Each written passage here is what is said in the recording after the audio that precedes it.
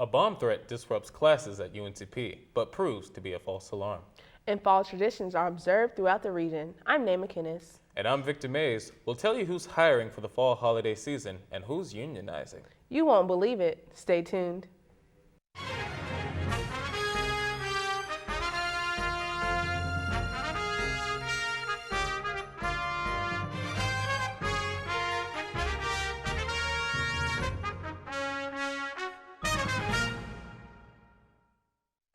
A bomb threat on campus Friday morning was taken seriously by university officials who evacuated Thomas Hall and the BA building. The threat was made to the School of Business, so both the new building and the old building that formerly housed the School of Business were searched. Classes were canceled in Thomas Hall. Some faculty in nearby Sampson Hall also canceled classes for the day. The buildings were reopened around noon. The FBI and the SBI are investigating. It's not known whether the threat is related to a string of bomb threats made at minority-serving universities around the country since last winter, including Fayetteville State. The university observed Indigenous Peoples Day on Monday in place of Columbus Day. The second Monday of October was named formally as Indigenous Peoples Day in North Carolina by Governor Roy Cooper in 2017. The campus event was moved inside to the Student Center Annex because of the weather forecast. Educational displays from various tribes were set up, and the hour-long celebrations featured a schedule of traditional Native American dancers. Dean of Students Dr. Art Malloy has accepted a position at University of North Dakota. He will finish out the semester here at UNCP, where he also holds the title of Associate Vice Chancellor for Student Affairs. Malloy has more than 25 years of experience in higher education, and he will start his job as Vice President of Student Affairs at North Dakota in the new year. UNCP will hold a national search for his replacement. Last week, Pembroke Day ended up with beautiful weather after being postponed because of Hurricane Ian. Pembroke Day is an annual event going back more than 30 years, a collaboration between campus and community. It's where town meets gown. Dozens of local vendors included everything from healthcare to arts and crafts. Student organizations promoted their activities and charities. The Department of Music provided singers and musicians, including members of the marching band. The John Blue Cotton Festival in Laurinburg also ended up with great weather on Saturday. The event celebrates rural life and takes place on the grounds of the John Blue House. John Blue was a successful farmer who invented many cotton harvesting and fertilizing tools in the 1880s and 90s. The festival is one of the most important events in Scotland County tourism each year. It started as a 2-day event, but it was reduced to a single day starting in 2017 and was canceled during the pandemic. The festival featured entertainers, food vendors, crafts, history presentations in the preserved buildings, children's games, and more. Public schools of Robeson County held a ceremonial groundbreaking last week for their new Career and Technology Education Center. The school will also be home to the new Robeson Planetarium. The old planetarium was destroyed by Hurricane Matthew. The technical high school will offer programs such as culinary arts and automotive technology. Phase 1 of the construction is fully funded at about $60 million for a 90,000 square foot building. The school system will seek funding for about 40,000 more square feet, but is designing both with their architect at the same time. In August 2020, UNCP received a $1.5 million grant to create a center that would provide academic and social support to Native American students to be successful in college. Staff have already programmed many workshops and events for students, but soon the project will set the final jewel in its crown, the American Indian Heritage Center. The front half of the second floor of Old Main has been remodeled and newly furnished, displacing some departments but expanding others. It's been a year and the furnishings are just now coming in. The American Indian Liaison to the Chancellor, Dr. Ashley McMillan, says the center's opening on November 1st will be a landmark moment for the school. UNC Pembroke is North Carolina's historic American Indian University. So it's a historic day for UNCP when we have this grand opening because it is the first time we've ever had a resource on campus like this to support our American Indian students. This university has a special obligation, if you will, to continue supporting American Indian students. In the meantime, students are gearing up for fall break. CNT reporter Sandy Delmar asked students what the plans are, and he found one destination event in common among the various responses. For fall break coming up, I'm gonna travel to Charlotte, see my girlfriend. Been a while since I've seen her, busy with school. Then we're gonna travel to Raleigh, and attend the state fair. Okay, you already got your tickets, or you're gonna get them at whenever you go to Raleigh? I'm gonna get them when I go there. Yeah. I think I'm gonna go to the state fair with some friends. One of the days that it opens up, if you take like a can of food, you get in for free. So that's the plan. I'm probably gonna go home, do a little like Halloween activities, and that's pretty much it. I'll probably go on a trip to New York, I guess, with my friends, homie. Oh, that's dope. You're from New York? Nah, I'm from South Korea, and then I'll go on a trip for New York. Yeah. Okay. It's my first time. I'm from Atlanta, so I'm probably going down there to see family. It's about a 5-hour drive, but I'm excited to go see them. What are your upcoming plans for fall break? Fall break, I'm probably gonna go to the state fair, hang out with some friends, the usual. That's awesome. Is there like a deal going on for the fair? I actually don't know, it's my first time going. The North Carolina Office of Recovery and Resilience has funded its largest affordable housing project to date, and it's in Fayetteville. It's an 80-unit multifamily apartment development called MacArthur Part 2. The apartments were built to meet key housing needs in an area that lost units during Hurricane Matthew and Florence. The development is located strategically within 1 mile of essentials such as shopping centers and a park. The apartments will go to families whose income is at or below 6% of the area's median income. Teens organized public school walkouts over transgender rights. And iPhones are dialing 911 on their own. Plus, can strippers join the Actors Union? The National Labor Board says yes. We'll tell you about it after this message. Homecoming is exactly that, coming home to our Brave Nation family. Alumni and retired faculty and staff coming back to see each other and you, their mentors, peers, and friends.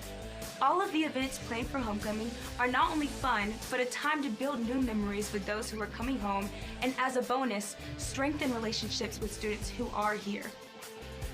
And here's a homecoming survival tip. Greet everyone with your name as if you didn't expect them to remember it. Most of the time, you'll be right.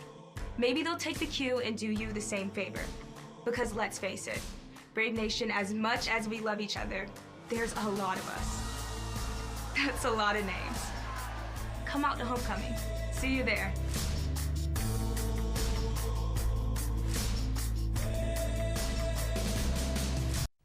According to a new survey, more than 2.5 million U.S. middle and high school students say they use e-cigarettes. Researchers say it continues to be the most commonly used tobacco product among students. The National Youth Tobacco Survey was conducted between January and June of this year. The CDC and the FDA looked at responses. They found more than 14% of high school students reported using e-cigarettes within the previous 30 days, and more than 3% of middle school students. Of those, 28% said they use them daily. Most e-cigarettes contain highly addictive nicotine, which can harm the adolescent brain as it's still developing. Virginia Governor Glenn Youngkin recently proposed a new policy for the state's transgender students. Many students are not on board because it forbids trans students from changing their names and pronouns at school without their parents' permission, and requires them to use the bathroom and locker rooms according to their sex assigned at birth. So thousands of middle and high school students walked out of class last week. Alexa Williams from WCAV in Charlottesville explains.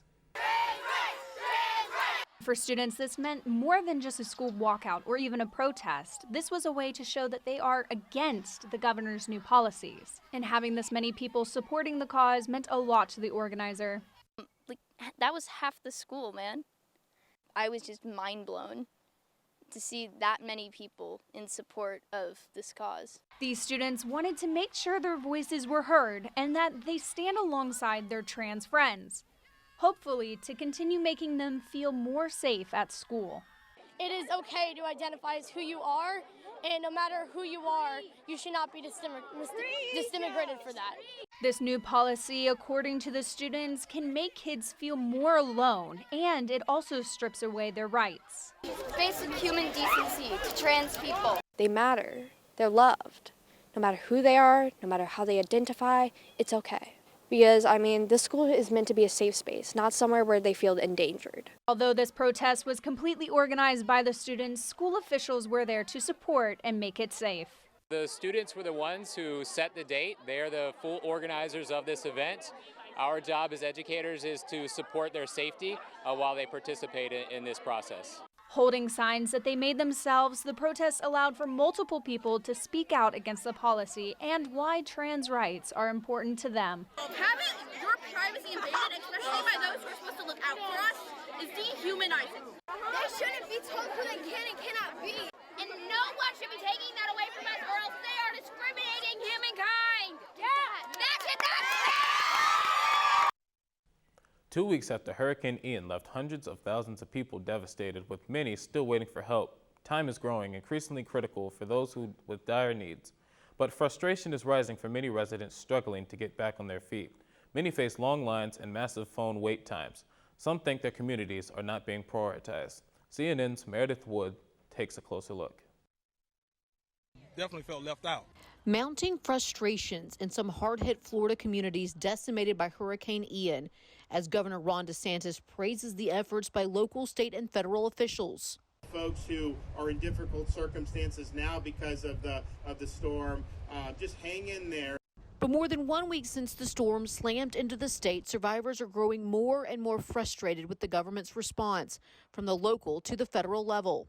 I have no income and no car, and I went in to apply for FEMA and just found out that somebody's already applied a fraudulent claim using all my information and my social security number.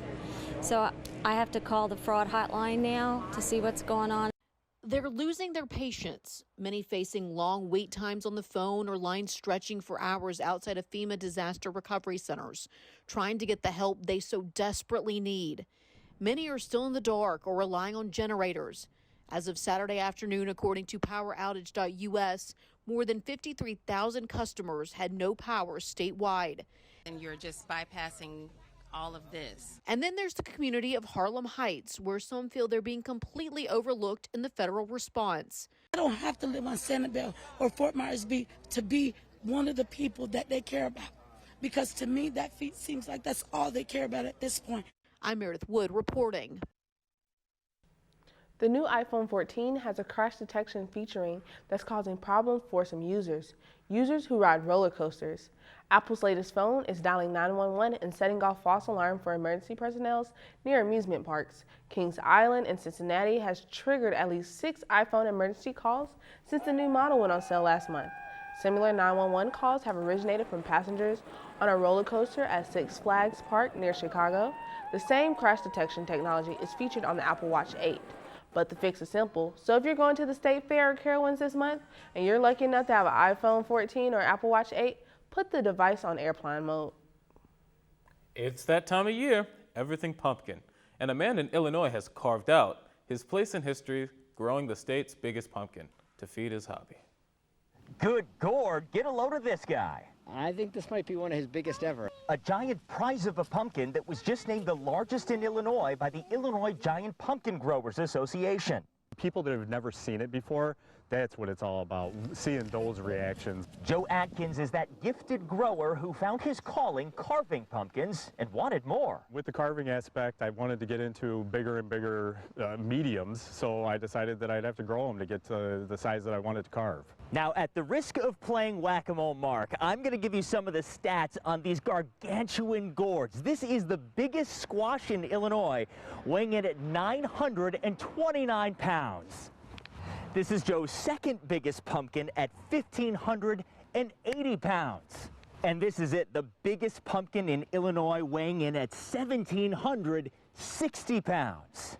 1760 was enough to give us the first place this year, so we were happy. At its peak, that super squash was growing at 40 pounds a day and taking in 150 gallons of water every 24 hours for 3 months. And it's attracting quite the crowd. I was kind of shocked when I saw it. I was like, this is really cool here. I'm surprised they don't have it at the fairground. This guy always seems to have the biggest pumpkin, so he's got some kind of secret sauce. But for Atkins, it's all about growing inspiration. I have been growing for since I was probably 7, and he has been mentoring me, and he has been helping me. Now, thanks to Atkins, 10-year-old Andrew Engel is giving them pumpkin to talk about. I just feel like it's cool because no other kid in my grade grows pumpkins, and I feel like it's really cool. And it's nearly time for holiday shopping, so Amazon is looking to hire some seasonal help. The company says it hopes to add 150,000 new staffers nationwide. The job openings include full-time, seasonal, and part-time positions. Their announcement comes a few days before Amazon rolls back prices for a shopping event for Prime subscribers. The company says sign-on bonuses will be offered to those who accept holiday positions.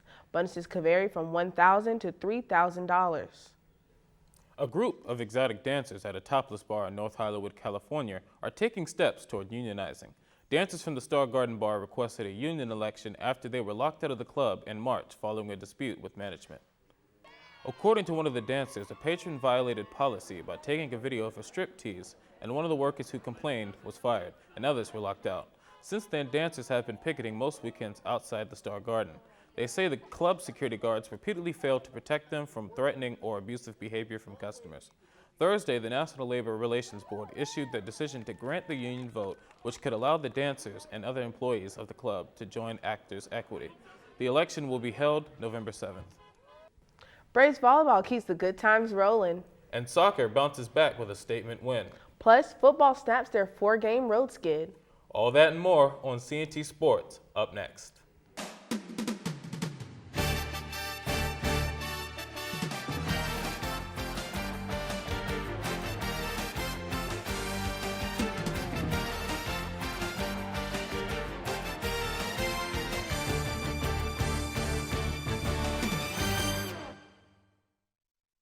What's up, Brave Nation? I'm Donovan Pham. Let me tell you what's been going on. Braves volleyball had a 2-game road trip over the weekend. On Friday, they traveled to Bristol, Tennessee to take on King University. Senior Shannon Scridd and junior Vanya Prazul both logged double-doubles as the Braves won that contest 3-1. On Saturday, the Braves headed to Banner Elk, North Carolina to take on Lees McRae. The Braves recorded 7 service aces and 9 blocks in that win, blanking the Bobcats 3-0. Volleyball is back in action Wednesday at home when they take on Francis Marion University in the Battle of I-95. Braves soccer took on Belmont Abbey Saturday after losing a close match against Mount Olive earlier in the week. The Braves were looking to return to their winning ways. The Braves attempted 19 shots with 10 shots on goal, but the single goal of the contest came from Braves' Ashley Harris when she redirected a corner kick from Anna Grossheim into the net. Junior goalkeeper Chiara Copen logged a career-best 9 saves and posted her 5th shutout of the season. After the game, Coach Lars Anderson said that he was proud that the team didn't let the Mount Olive loss keep them down. In the 22 years that I've been here, we've created a culture of we always bounce back, we always find a way, and I knew that they would respond, and I challenged them to respond, and they did. I thought the first half was so-so, even though the goal came in the first half. I thought, other than the first 5 minutes of the second half, I thought the second half was very, very good. Their keeper made a couple of saves. We missed a couple of sitters. But we'll take a 1-0 win in conference, bounce-back game. I'm very proud of the players, CC included, who had a couple of really big-time saves. Braves football made a return trip to West Virginia on Saturday to take on Wheeling University, looking to win their first road game of the season. The Braves got off to a sluggish start, ending the first quarter with a 13-point deficit. They got their first points in the second quarter with a field goal by Alex Alvarado. A touchdown run by quarterback Josh Jones helped close the deficit as the Braves ended the halftime down 16-10. After a scoreless third quarter, a touchdown pass from Jones to senior tight end Fahim Diab gave the Braves the first lead of the game. The Braves went on to win the game 17-16. The Braves will return home Thursday as they face West Virginia State. To go from line cook to NFL lineman would be highly unusual, right? But for pizza worker in North Dakota, that's exactly what happened. And now his dream is becoming a reality. Reporter Sarah Berlinger introduces us to this player's humble beginnings. At Uncle Mario's Pizza in Minot, Sebastian Gutierrez stood out. I saw him behind the line making pizzas, and I just, I thought that my manager, Denise, must have hired someone to head off security, I guess. Owner Lawson Leonard says after talking to his 6'6" employee, he learned Sebastian was recruited to play ball at Minot State as an offensive lineman. He also discovered Sebastian was working towards a career in the NFL and in the meantime, making pizzas. He's like, "You're my favorite pizza place, so might as well just get a job here." So that's what happened. So my manager Denise gave him a job, and he worked for us 2 to 3 days a week whenever he could, when he's not training and stuff like that. Lawson says after being waived by the Denver Broncos, the NFL hopeful was signed Wednesday by the New England Patriots. He says he and others at the restaurant are proud of Sebastian and his work ethic. I just think he's a great young man, and I wish him the best. I think he'll do well. I think once they let him in the door, he'll never come out. I think he'll have a good career in the NFL. Both on and off the field. Gutierrez started off as a tight end in college before making his move to the school's offensive line.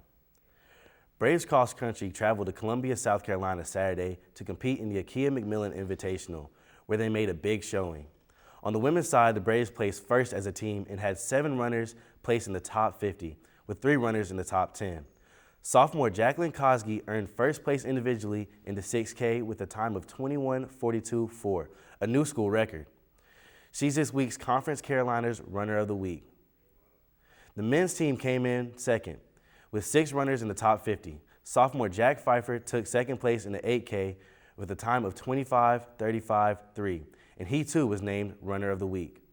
Both squads will be back in action after fall break. They'll travel to Huntsville, Alabama to compete in the UAH Invitational on October 22nd.